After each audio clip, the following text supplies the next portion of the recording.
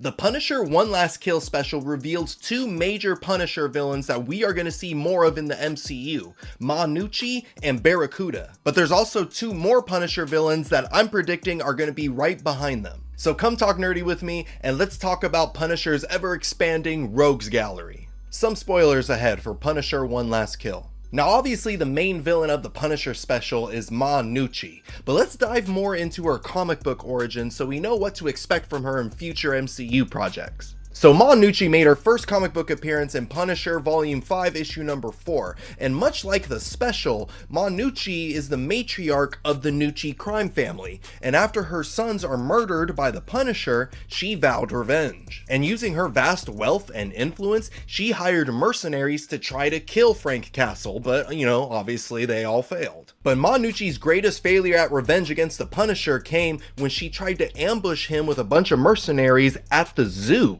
So even though the Punisher was outnumbered, he was able to tear through all of Gnucci's mercenaries, and then he got his hands on her. And what any reasonable person would do in this situation, the Punisher threw Gnucci into a polar bear pit. And the polar bears did what polar bears do best, and they ate Gnucci's arms and legs off, but somehow she was still able to survive. Understandably, getting eaten by polar bears made Gnucci crazier than she already was, but that didn't weaken her resolve in getting revenge against the Punisher. Now obviously the polar bear incident doesn't happen in this special, but maybe in a future Punisher project we'll get that scene, because one, it will be hilarious, and two, Gnucci kinda deserves it. She's doing too much. Now like I mentioned earlier, Gnucci is not a fighter in any way, shape, or form, so she has to use her money to hire people to do her dirty work for her. And we meet one of those people in this special, Barry, or as I like to call him,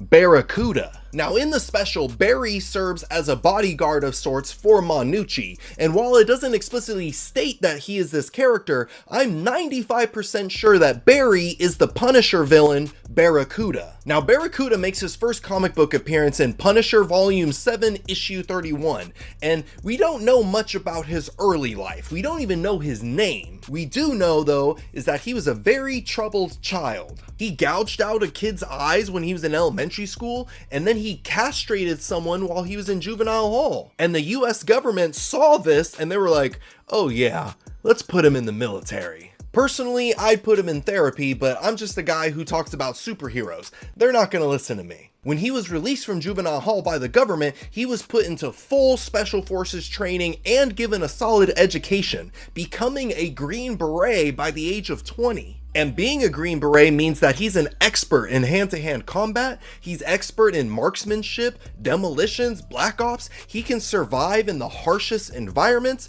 This dude is a problem not to be had. Barracuda would go on missions where he would install dictators in countries, he would massacre entire villages, and at one point he even started practicing cannibalism. We're dealing with one sick son of a bitch. But by the age of 24, he left the military to become a gangster, and at one point he was hired to kill the Punisher. How do you think that went? He got 4 of his fingers cut off, his eye stabbed out, and then the Punisher threw him in shark-infested waters. But Barracuda survived all that and is still out in the Marvel Universe causing unnecessary shenanigans. Now once again, I'm not 100% sure if Barry is Barracuda, like he could just be a guy, but if that's the case, why go through the trouble of giving him a name? Like they call him Barry for a reason, like, Barry, Barracuda, like, it's there. But if he is Barracuda, and once again, I'm 95% sure that he is gonna be a major problem for the Punisher,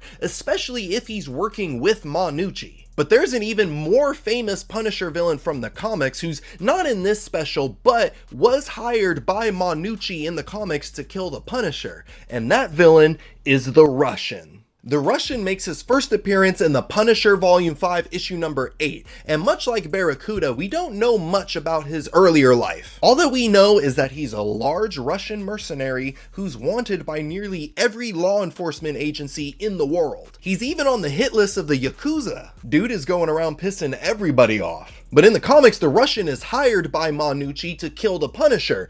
And, you know, the Punisher does not appreciate people being sent to kill him, so he decapitates the Russian. But thanks to superhero shenanigans, the Russian is eventually brought back to life and given a skeleton that's made of this metal alloy that gives him superhuman strength and durability. And since then, he's been hunting the Punisher down for revenge. Now, we have seen the Russian before in the 2004 Punisher movie, great film, and he was played by the former wrestler Kevin Nash. Did you know he actually got stabbed in this scene? That's crazy. And you can argue that the Russian was technically in the MCU in the Deadpool and Wolverine film, and he was part of Cassandra Nova's army. But he's very much a background character, like a blink and you miss it type of guy, so I don't count that. But because of Gnucci's introduction in this Punisher special, we now have a chance to get a true MCU debut of the Russian. So if there's any Punisher special sequels in the future, I hope he's in them. And after the Russian, there's an entirely new Punisher villain that we have yet to see in live action,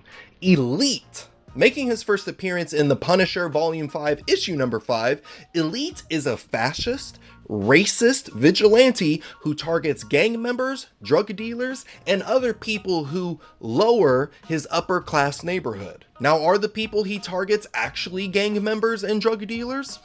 Most likely not. But the Elite begins his vigilante crusade because he's inspired by the Punisher. But the Punisher does not like inspiring people, nor does he like racists. So the Punisher kills him. But I bring up the Elite in this video because he also has a connection to Gnucci. Well, not him exactly, but the son of Elite. After his father's death, the son of Elite took on his father's role, and through some various shenanigans, he was able to take control of Gnucci's crime family and use its wealth and power to get revenge against the Punisher. So the MCU could potentially go this route, have Gnucci as like the main Punisher villain, and then once she gets taken off the board, then you replace her with the Elite, which would be so fun to see because it's always great to see fascists get beaten up by superheroes. But it's the Punisher, so a little bit more than just beaten up. But which Punisher villain are you most excited to see in the MCU? Let me know down in the comments below. And if you enjoyed this video breakdown and you want to see more like it, go ahead and click on the box right here, and I'll see you in a bit.